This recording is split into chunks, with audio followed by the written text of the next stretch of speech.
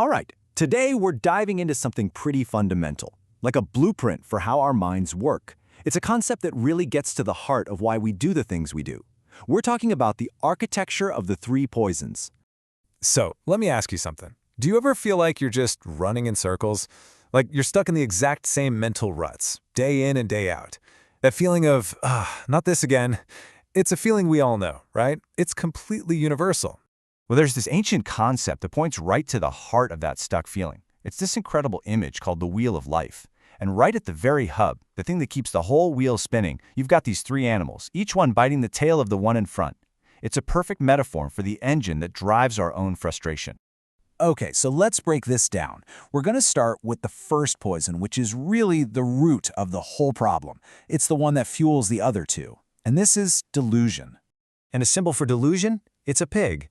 Now hold on, this has nothing to do with being smart or dumb. It's not about intelligence at all. The pig represents something way deeper, a kind of fundamental blindness to how things really are. The ancient term for this is moha, and it really just means that spiritual blindness we were talking about. Think of it like this. It's not a lack of facts or information. It's a core misunderstanding of the nature of reality itself, a really deep-seated misperception that, honestly, we're all born with. So, what are we so blind to? Well, it boils down to three big things. First, the truth of impermanence. The fact that nothing lasts forever.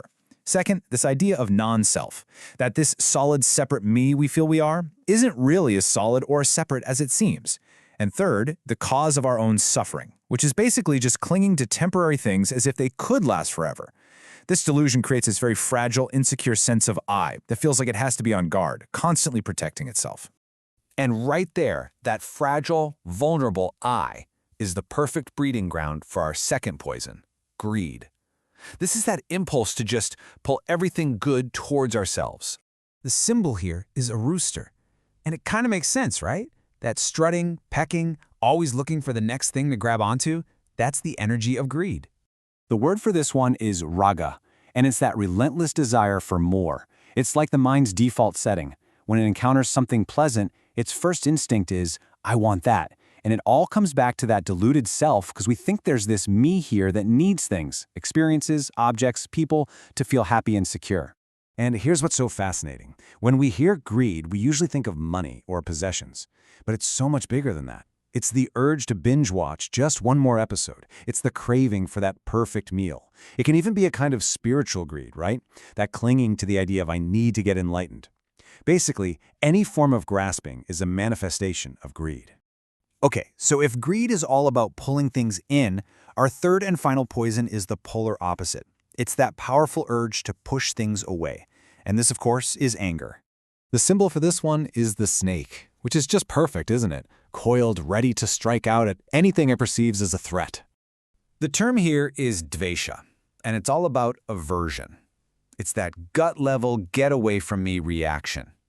The second our fragile ego runs into something it doesn't like, something unpleasant or threatening, the impulse is immediate. Fight it, get away from it, or get rid of it. You could say it's the mind declaring war on reality. And just like with greed, anger isn't just one thing, it's a whole spectrum. Yeah, it's the explosive road rage, but it's also that quiet grudge you've been holding on to for years. And this is a big one. It can be turned inward on ourselves, as guilt, shame, or that relentless inner critic. Even just simple irritation or annoyance, that's a little drop of the same poison. So you can really see how they're just two sides of the same coin, right? Greed and anger. They look like opposites, but they're not separate problems. They're just two different tactics used by the same deluded ego. One is the pull-in strategy, the other is the push-away strategy. Both are trying to do the exact same thing, control the world to satisfy a self that isn't really there. Okay, so this is how it all connects. This is how the animals keep that wheel spinning. It all starts with the pig, delusion. This creates that false sense of a separate I.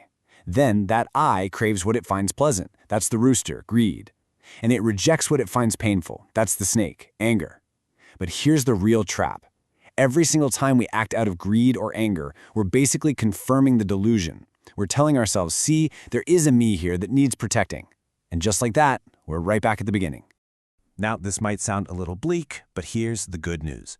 This isn't some kind of life sentence. The model doesn't just describe the problem, it also gives us a clear blueprint for the solution. For each poison, there is a specific, practical antidote we can use to break the cycle. And this chart lays it all out beautifully. To counteract the pig of delusion, we cultivate wisdom. That's prajna, the ability to see things as they really are. To deal with the rooster of greed, the antidote is generosity, or dana, the practice of giving and letting go. And for the snake of anger, we practice loving kindness, or metta, that genuine goodwill for ourselves and for everyone else. See how each one is the perfect medicine for its specific poison? But here's the most important takeaway of all. None of this works without one key ingredient: awareness.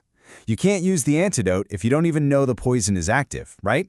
So the very first step, the absolute game changer, is just learning to notice. To have that moment of recognition where you go, oh, wait, that's greed showing up, or there's that familiar feeling of anger. That moment of just seeing it, that's where the freedom begins. So that's what I want to leave you with. A simple question to carry with you from this explainer. As you go through the rest of your day, just kind of check in with yourself from time to time. Which animal is driving your wheel right now?